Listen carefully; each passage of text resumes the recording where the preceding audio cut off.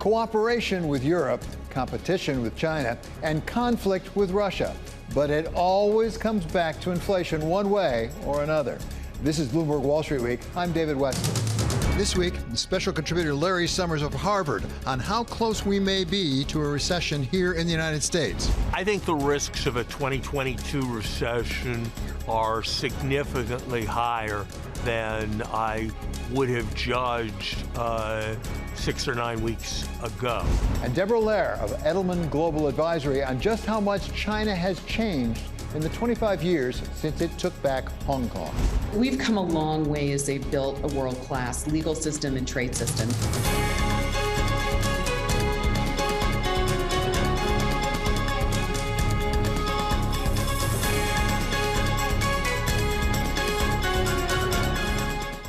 Much of the week was consumed with global events as President Biden traveled to Germany to try to persuade other leaders of the G7, like French President Macron, that they should limit how much the world pays for Russian oil. Our ministers will continue following the initiative of the United States to work so that such a ceiling can exist by applying the broadest possible alliance of buyers. And then moved on to Madrid to work with Turkey to admit Sweden and Finland into the NATO alliance. It's been a historic 24 hours here in Madrid as NATO leaders gather. Turkish President Erdogan has lifted his objections for Finland and Sweden to join the NATO alliance. We look to Europe even for the latest on the Fed, where Chair Jay Powell appeared at Sintra with other central bankers and reaffirmed his commitment to beat inflation no matter the risk. We're very strongly committed to using our tools to get inflation to come down. The way to do that is to slow down growth, ideally keep it positive. Is there a risk that we would go too far? Certainly there's a risk. But I wouldn't agree that it's the biggest risk to the economy. And just as things wound down in Europe, they moved on to Hong Kong, where President Xi traveled outside mainland China for the first time in 893 days to celebrate the 25th anniversary of the handover from Britain. Hong Kong enjoys a unique position, favorable conditions, and broad space for development. The central authorities fully support Hong Kong in seizing the historic opportunities presented by our country's development. But Washington wasn't left without its own fair share of drama this week, as a former aide to President Trump's chief of staff gave dramatic testimony about Mr. Trump's reported willingness to let the mob gather on January 6th, even if they did have weapons. I was in the vicinity of a conversation where I overheard the president say something to the effect of, I don't effing care that they have weapons. They're not here to hurt me. But with all that was going on around the world, in the end, it came back to inflation and the economy and growing fears of recession. For the week, the equity markets were down, with the S&P 500 off over 2% since Monday, and the Nasdaq down over 4%. And that was after a rally on Friday, while bonds were being bought, leaving the yield on the 10-year under 2.9%, down 25 basis points. But the bigger story of the week ended on Thursday, the close of the first half, which ended up being the worst for the equity market since 1962 and the worst for 10-year treasuries since, get this, they were first sold back in 1788. Here to help us sort it all out are Gillian Tett, Financial Times Editor-at-Large and U.S. Editorial Board Chair, and Peter Kraus, Chairman and CEO of Aperture Investors. Gillian, let me start with you, actually, on what we saw in the markets. What's driving the markets from your perspective right now? Well, the best way to make sense of the equity markets is to recognize that a month ago, investors had a nasty shock when they realized that rates were going up. The inflation numbers have been coming much higher than expected, and the Fed has really accelerated. What we're seeing today, though, is that investors are realizing that earnings are being hurt by the underlying economic slowdown.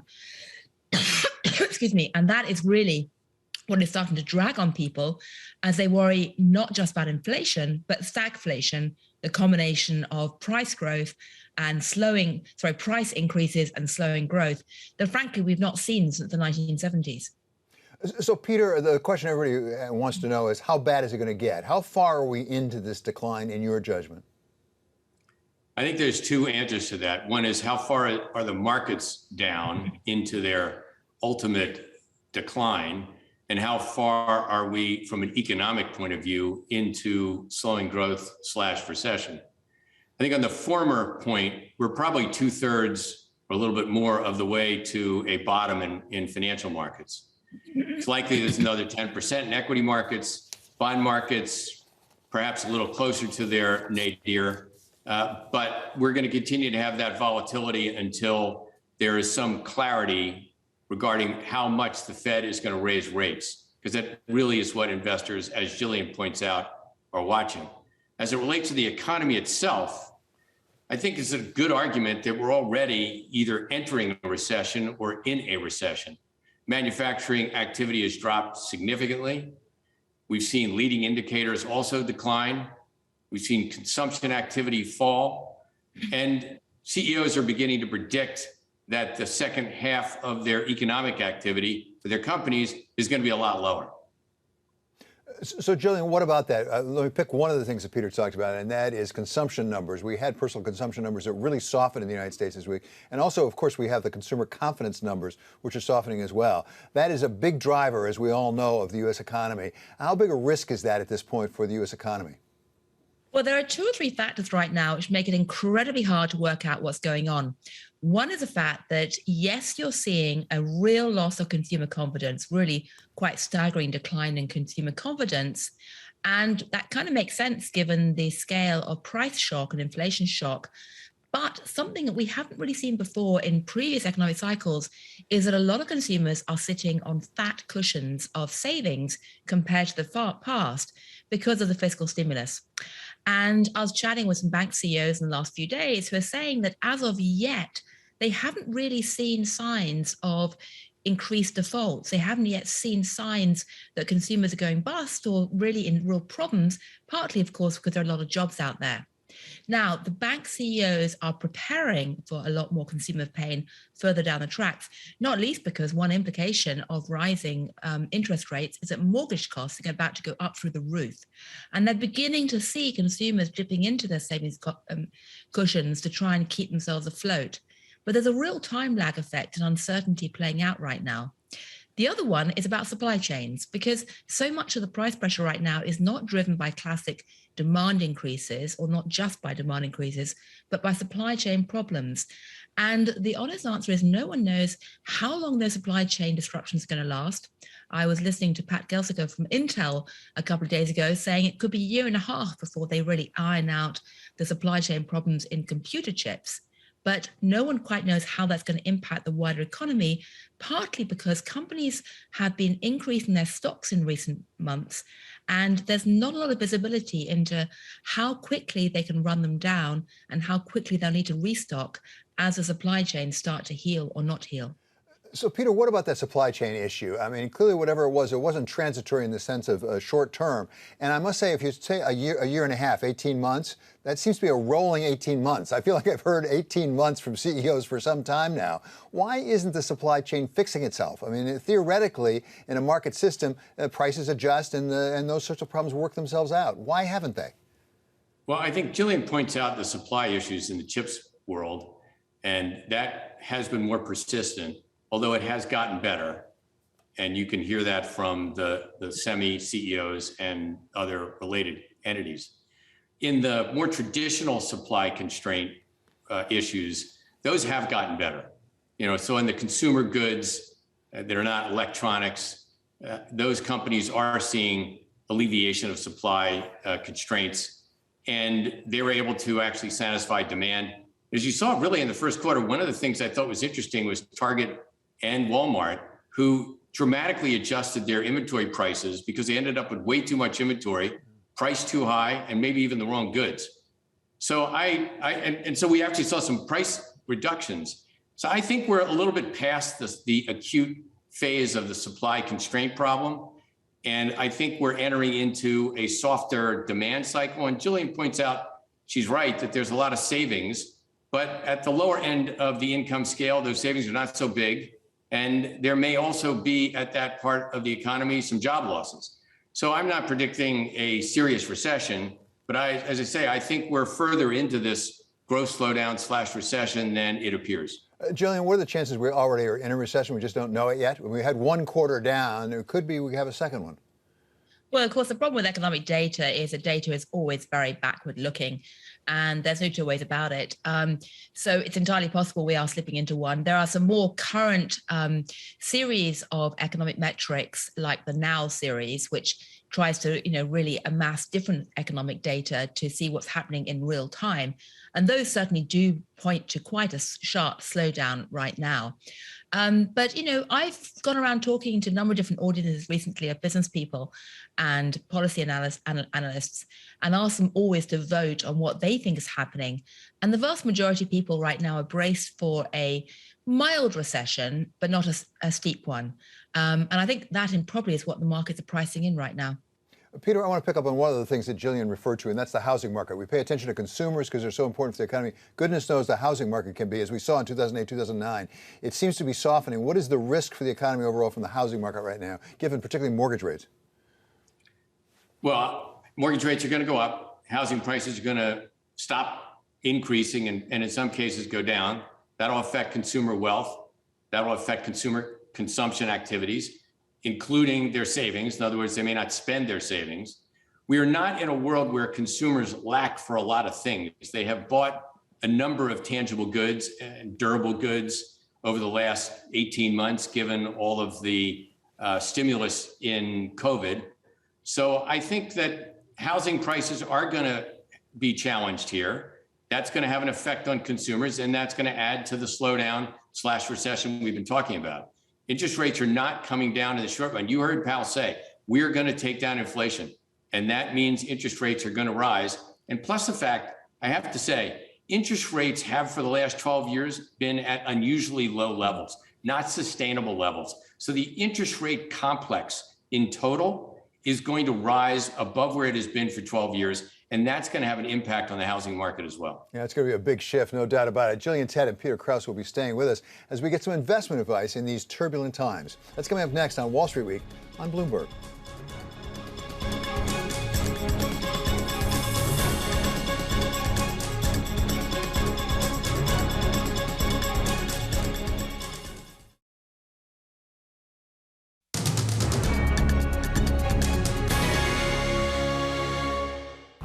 Let's take some time out to go traveling. Not the camel route to Iraq, but the financial route to a buck. Not only does the dollar buy less at the supermarket than it used to, it also buys less in terms of other currencies than it did 10 years ago, a period that has included 2 official devaluations of the dollar.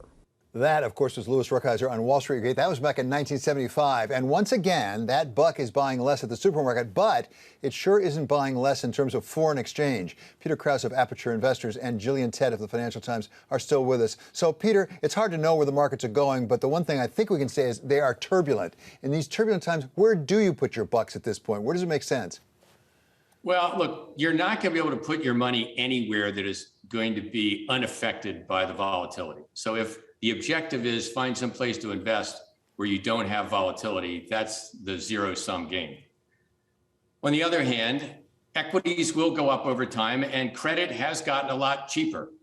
And so if you're looking for incremental places to invest, even large institutional investors, you have to be beginning to look at putting some money back into the equity markets. They're down 30+%, and some money into the fixed income markets because spreads have moved out pretty dramatically. But you're not going to be able to do that without volatility, and you're not going to be able to do that without additional drawdowns. So you need to be cautious about how much you commit. Well, and Gillian, I wonder if you're going to be able to do that without additional risk. I mean, Peter says that credit is cheaper now. It's a better buy. You can get better returns. There may be a reason for that. What is the risk of defaults? We haven't had defaults in a while now. Well, we're going incredibly retro in all kinds of ways right now. You haven't yet got the sideburns, unfortunately, David, but I hope we see that soon of your former host. But, one of the things that investors have not had to worry about for a very long time are corporate defaults and risks in the high yield market.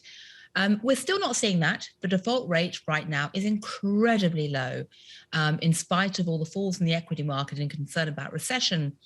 But what you're seeing a number of bankers and lawyers and others talk about is the likelihood that as rates keep going up, we're going to start to see more and more pressure on risky companies. Now, it's hard to predict exactly when that is going to strike because most risky companies, most high yield companies or leverage loans have been essentially refinancing themselves or have locked in financing for quite a while. So it will really only begin to bite when the refinancings come up. And that's a sort of staggered timetable because each company is different. But when you do see those refinancing occurs, you could see a very nasty shock for investors. And you're already seeing the high yield bond market react to that. In fact, in some ways, that's the clearest part of the markets where you've actually seen a reaction to the tightening of liquidity conditions. So that is absolutely something that investors should be looking to in the next year or so as one of the big risks that are awaiting us all. Peter, I wonder if we're getting an accurate read on the full market right now in this sense. But back in 1975, by the way, I was just starting law school. I did have sideburns, for the record. They weren't quite as white, but I did have them. But one difference is... You can bring them back, David. Yeah, exactly. I'll try to bring them back. They'd be a lot whiter now. But Peter, I wonder, one of the changes that we've seen since 1975 is how much the markets are private rather than public. We've seen a big shift. And I wonder whether we really are getting an accurate read on all that private capital. No, we are not. By the way, I never had good sideburns, so that's why I went with a beard. But with regards to the private markets, I think that is a serious problem, meaning that we know for a fact that private markets lag public market valuations. But it's also a fact that the assets owned in private hands are also being affected by this market change.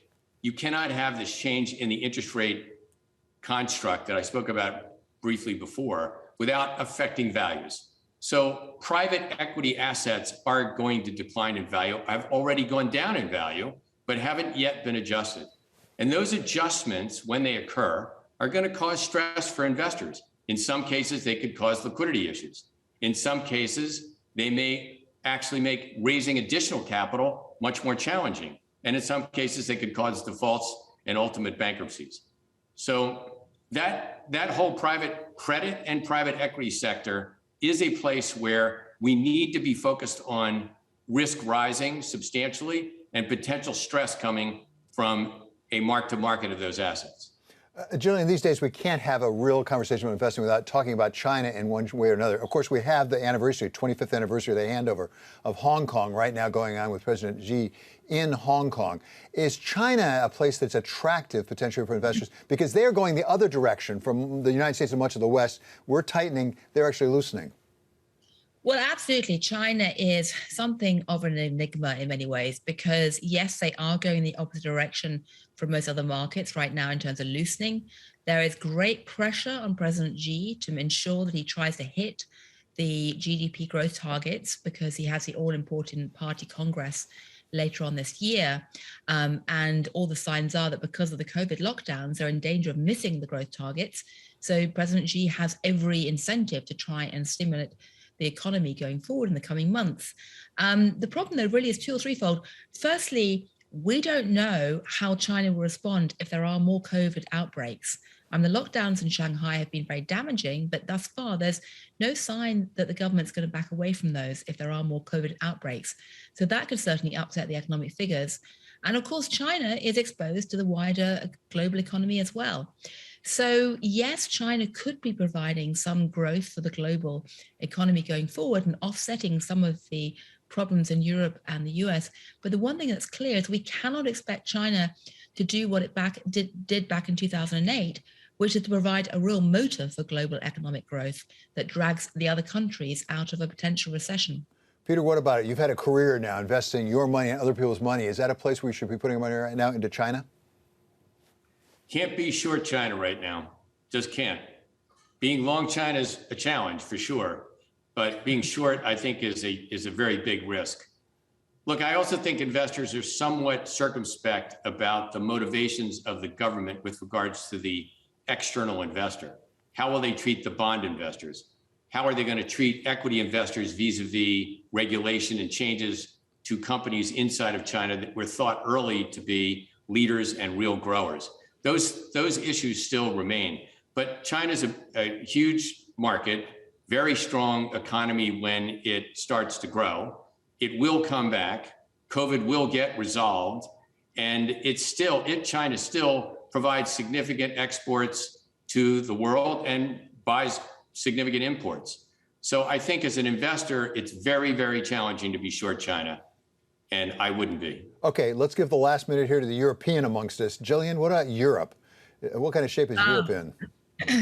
Well, Europe, as ever, is a varied mix. You've got some places like the UK, which look really pretty soggy right now, to use a wonderful British phrase. You've got other parts of Europe that are doing better. But the one thing everyone needs to realize is that Europe is very vulnerable to any retaliation or any more retaliation on the energy front as a result of Russia's invasion of Ukraine. So Europe, as ever, is unlikely to go completely off a cliff, but is unlikely to boom. And so there's growing concern right now about the price pressures building. And, you know, that isn't a very safe haven either. I guess the real message from all of this is that right now we're not dealing with a beauty parade in terms of decisions about where to put your money. It's really more like an ugly parade, which is an ugly place. And probably the only best option out of all that is a classic investment advice of diversify, hold your breath, and look to the long term. Yeah, mainly hold your breath. Sounds right, exactly. So thank you so much to Peter Kraus of Aperture Investors and Gillian Tett of the Financial Times. Coming up next, we're going to take a look at next week on Global Wall Street. This is on Bloomberg Wall Street Week.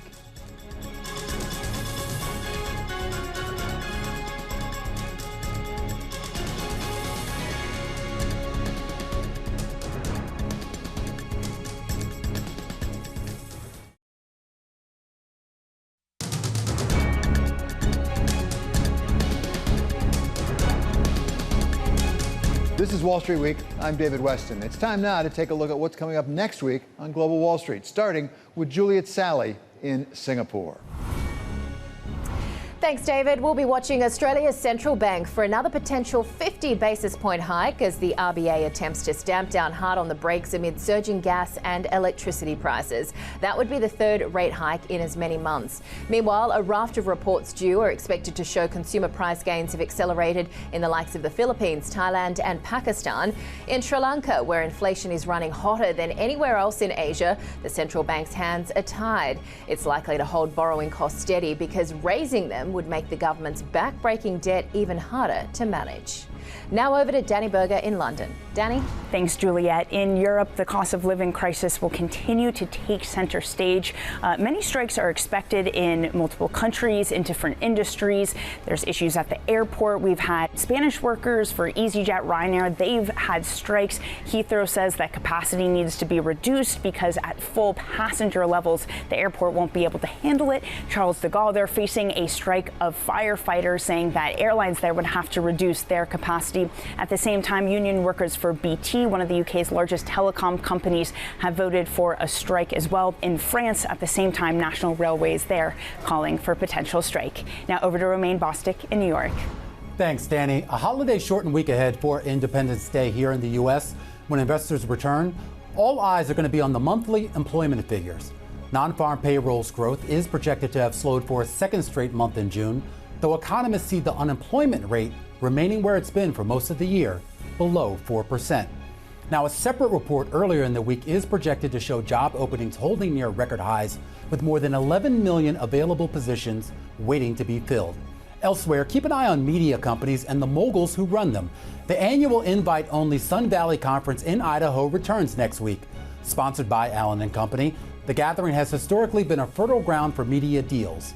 This year's guest list includes the usual titans of media and technology, including Paramount Chairman Sherry Redstone, Meta CEO Mark Zuckerberg, Tesla's Elon Musk, and Warren Buffett. David? Thanks to Juliet Sally, Danny Berger, and Romaine Bostick. Coming up, 25 years after China took back Hong Kong, what has changed? We asked Deborah Lehr of Edelman Global Advisors. That's next on Wall Street Week on Bloomberg.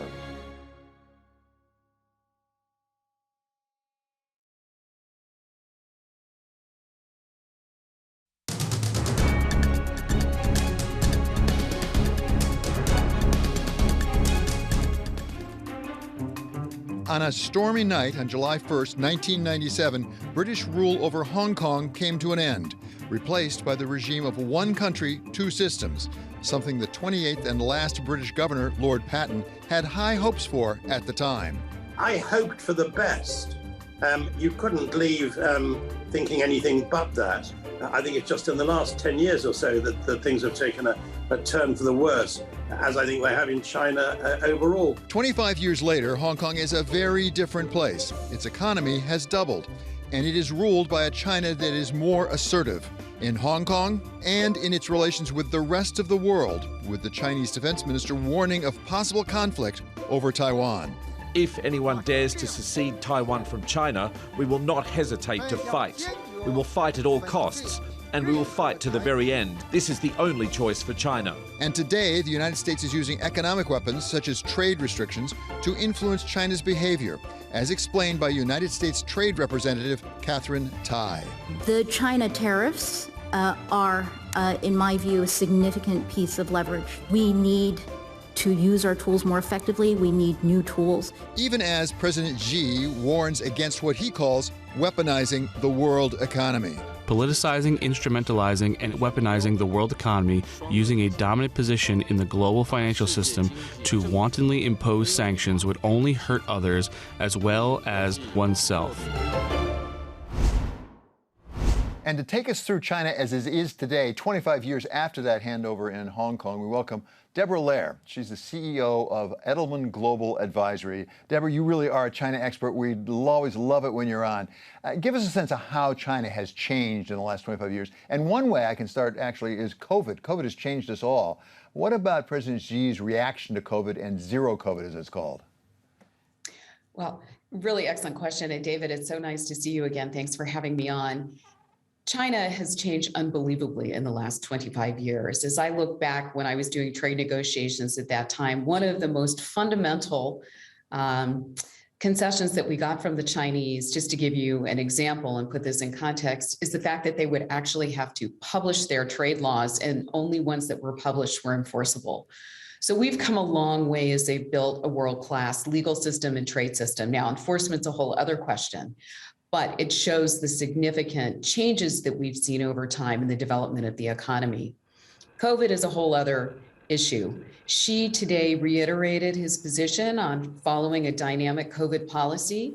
They have definite concerns about the impact that it's had on the economy, but he had reiterated the fact that people were willing to sacrifice on the social and economic cost given the potential of deaths. And China had an article recently in Nature magazine where they estimated that if Omicron were allowed to go free, essentially in China, it could result in 1.6 million deaths. China is not going to stand for that, particularly in the lead up to the party plenum likely this November. So for Xi, they now look at what is the impact on the economy. As he looks last year was a banner year for China. They were the largest source of direct foreign investments. Most foreign companies who were there reiterated they were going to stay. The majority of them were profitable. They were positive about the prospects. Xi went into 2022 in a very strong position and with a view that his policy around COVID was the best in the world. Now hits Ukraine, Russia's invasion, world potential recession, and then the lockdown in Shanghai. Definitely was overzealous officials who were going after that, but that had both a psychological impact when it was a city as sophisticated and as crucial to China as Shanghai, but also to the rest of the world. And it's really causing ripples through the economy. We're likely to only see 0%, negative growth or 0% growth in the second quarter, and they definitely will not hit their targets of 5.5% that they had for this year. But I want to say one last thing too. When Xi Jinping made his comments doubling down, and he was in Wuhan, obviously where COVID first broke out, to make these comments, the most important thing that the Chinese did was actually put out a policy to try and govern and create guidelines for actions that local officials should take if there's a COVID breakout in their city. And this is an attempt to address this issue of overzealous officials to limit the economic impact where possible when there are just a few breakouts. So, Deborah, that's interesting, sort of cabin, as it were, some of the activities of local officials. At the same time, a lot of Western experts that we talk to here on Bloomberg say, you know, President Xi's approach on zero COVID is just wrong. He's going to have to change, have to go over to vaccinations. He's going to have to change his economic approach overall. Is that the way President Xi sees it? Because there are some indications, you pointed out a chart actually indicating that if you look at the objective norms of how many deaths per million by COVID and also the reduction in GDP, China's not doing all that bad. Right. I mean, looking at that Bloomberg chart, it is pretty astonishing if you just look at that chart, how well China has done compared to other countries. If I can't say whether she honestly believes it's the right policy or not, but there's no question they're not going to change it. They may fiddle around the edges. They now call it the dynamic COVID policy in the lead up to the party plenum later this year. But if the goal is to create economic growth, they only have a number of limited options to do that. They have not doubled down on fiscal or monetary policy. They've kept it relatively stable. So the only other option that they have is they really need to find a way to generate growth in consumption. China did not see the kind of consumption bump that the United States and Western Europe saw. People were not taking their money and going out and buying during COVID, buying goods when they couldn't buy services. Instead, what's happened, and this has been particularly exacerbated after Shanghai, is people are hoarding their money because they're concerned if there is a COVID breakout in their city, they're going to have to pay for it. So they're not spending money, they're just keeping it. And that is having a dampening effect on the economy, and definitely a dampening effect on consumption. So the only way that they can start to free up that money is if the Chinese people feel safe. And in the short term, they're not going to feel safe if China opens the borders, because that is absolutely going to result in additional cases of COVID. So they only have a few limited options. They have to start to vaccinate the population. And even though China has high vaccination rates, amongst the elderly, it's very low. And if we look at Hong Kong as an example, the overwhelming majority, over 90% of the deaths there were in the elderly in Hong Kong. So as an example, extrapolating into China, there's a lot of fear about that. You didn't refer much to trade with the outside world. How important is it to President Xi and his regime to actually get back into a situation where you have more growth that's generated by international trade rather than domestically? Well, they've certainly substituted export growth initially in the post-COVID world to government investment. And so that was a critical part of economic growth as they started to open up again after their first shutdown with COVID. It is a very important part, but they know that they have to diversify. Even though they had record exports to the United States last year, they know that they have to diversify from the market because obviously with the politics, different politicians are looking at ways to try and limit Chinese imports into the US. And there's a lot of concern about the growing trade deficit. The Europeans, particularly as we've heard coming out of the G7, are also starting to reconsider their policies with China, and China anticipates that Europe could start shutting down their market. And so they've been very active in looking for new markets. And we have seen a regular and steady flow of leaders from the Middle East, for example, traveling to China and signing trade deals. Deborah, you mentioned a couple of times this 20th party plenum toward the end of the year, maybe around November time. I mean, in a sense, we have midterms in the United States. They've got their own elections of a sort for President Xi over there. How is that affecting decision-making right now by President Xi and the people around him?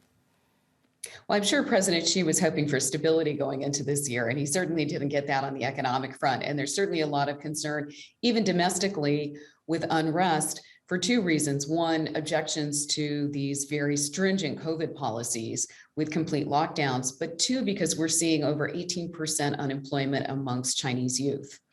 And when you look at the social contract that China had basically made, the Chinese government had made with the middle class, part of it was that they would be willing to trade away some of their social liberties in exchange for continued economic growth. And when many of these families are highly dependent on one child to support the parents and two sets of grandparents, it's critically important that these children can find jobs. But as we look ahead to the plenum, and ironically, it might even be around the same time as the US midterms, one of the really interesting factors that Xi has in his favor when it comes to his own position of power is that there is going to be over 60% turnover at the Central Committee. And most of the new people who will be coming in due to China's age limits are going to be people who were born in the 1960s. They have a very different perspective. Many have traveled widely overseas. They have been educated overseas. They are professionals in their fields. They are going to be the feeders to the Politburo, who are then feeders to the Standing Committee, which are the top group that then rule China. I'm part of this collective leadership along with Xi Jinping.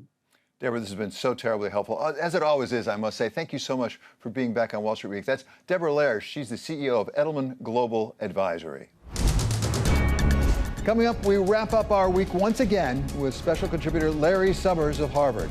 That's next on Wall Street Week on Bloomberg.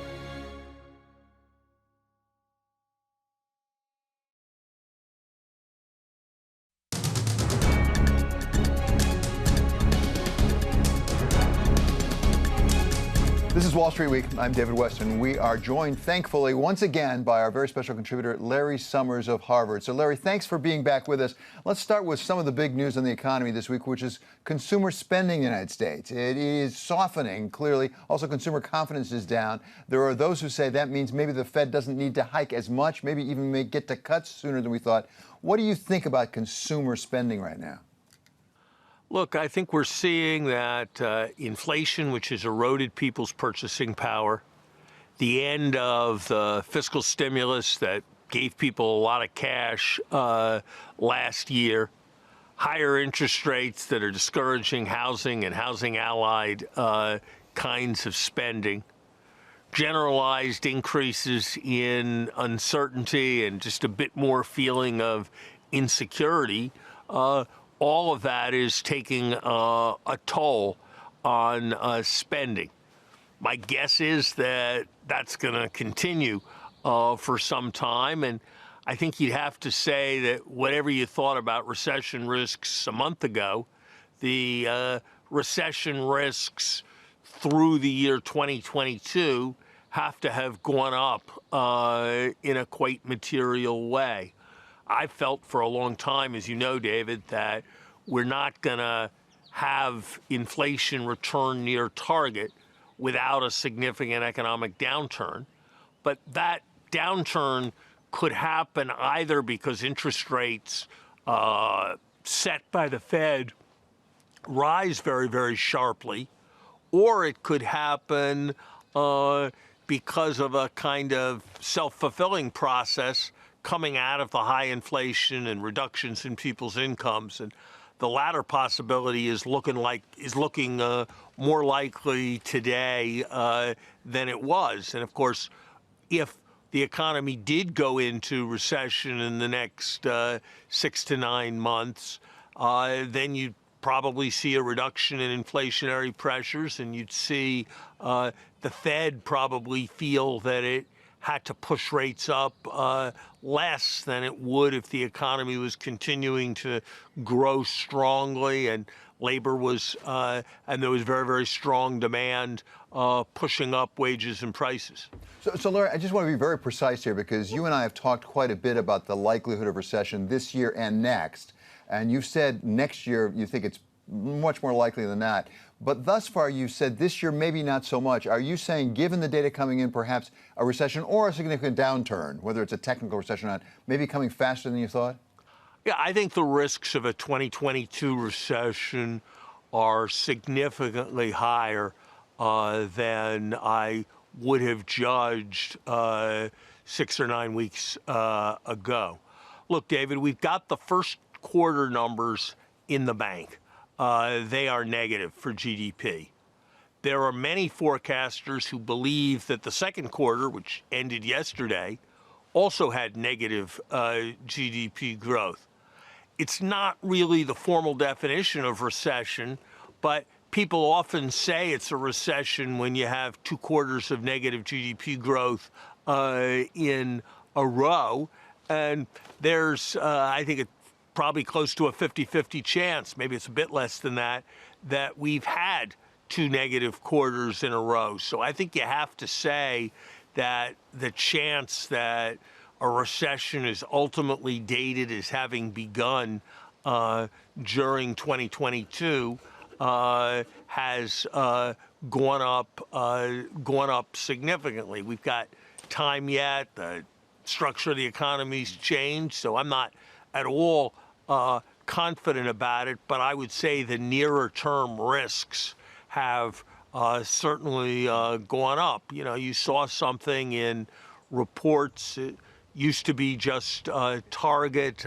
Now there are reports coming out of other retailers, reports coming out of semiconductors suggesting fairly drastic reductions in demand and fairly substantial buildups in excess inventories, which will then lead to things on sale and will lead to reduced production demand. So those kinds of downturn dynamics are certainly things that are more in evidence than they were. Larry, one of the things that got us here is obviously inflation and the question of supply chain problems.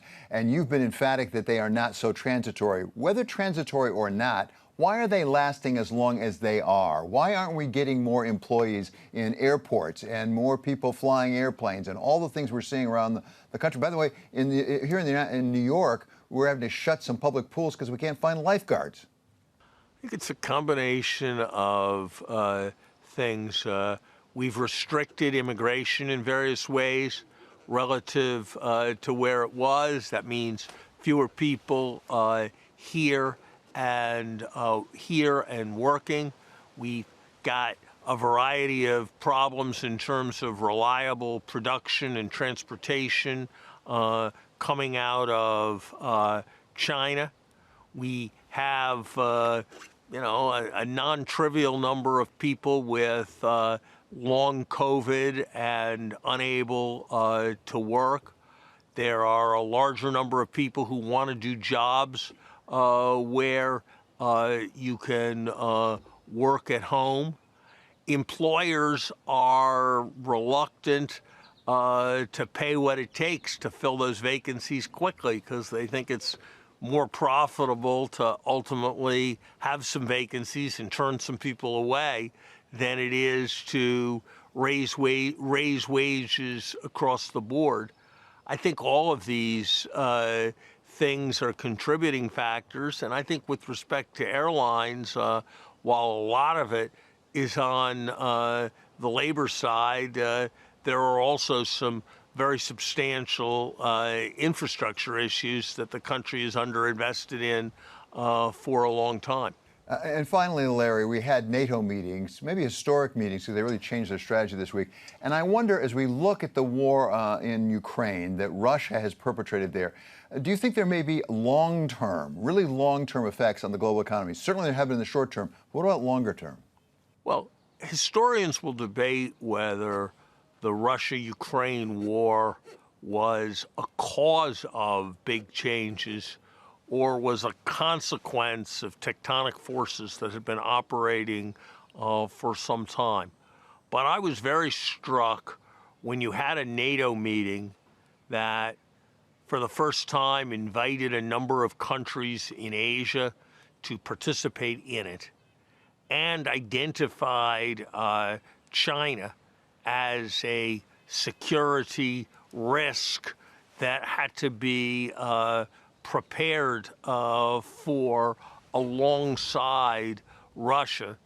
It did very much have the feeling of a world that was forming blocks and choosing up teams, not unlike, or in some ways, not unlike the alignment that existed in the 50s and the 60s when Russia and China were allied, and there was a mobilization of Western countries along with some Asian countries against them. And that seemed to be a way in which things were moving, and that's going to be a quite different world than the world we've had for the last 25 or 35 years. Well, Larry, just to follow up on that, you're a great macroeconomist. I am not, but I sort of I thought it was received wisdom that not having blocks was conducive to more growth, more efficiency in the way economies work. And there's a big difference, I think, between the Soviet Union after World War II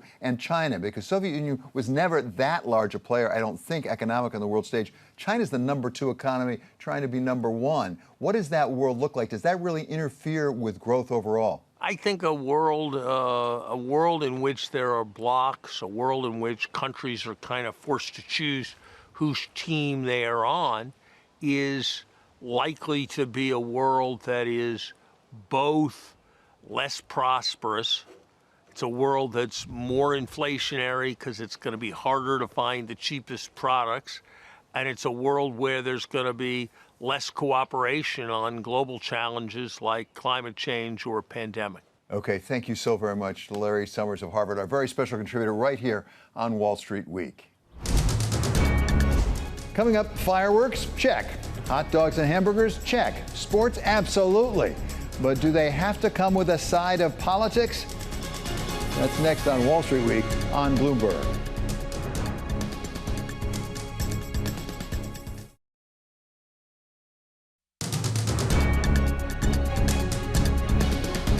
Finally, one more thought. The potentially toxic mix of politics and sports. It's the long 4th of July weekend in the United States, that summertime holiday when we look forward to fireworks accompanied in Boston by the famed Boston Pops concert on the Charles River. To politicians giving speeches. Today we celebrate America. Our freedom, our liberty, our independence. To picnics, and not least, to sports.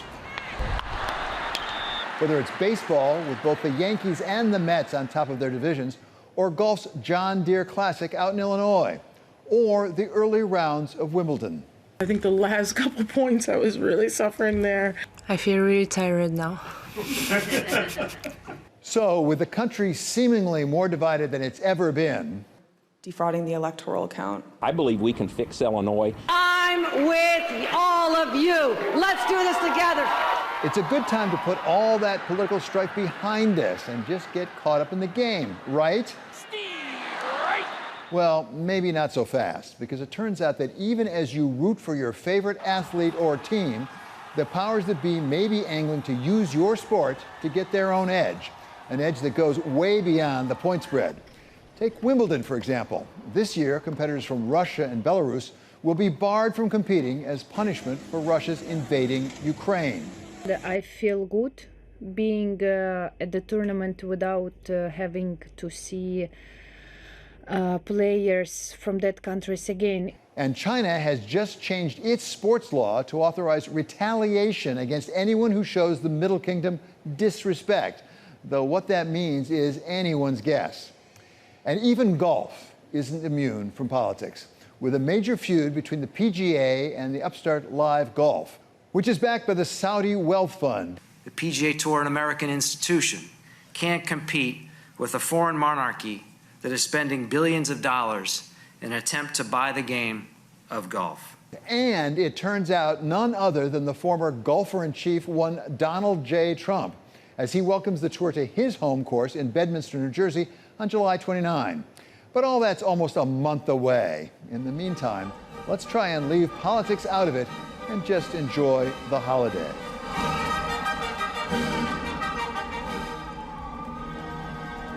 That does it for this episode of Wall Street Week. I'm David Weston. This is Bloomberg. See you next week.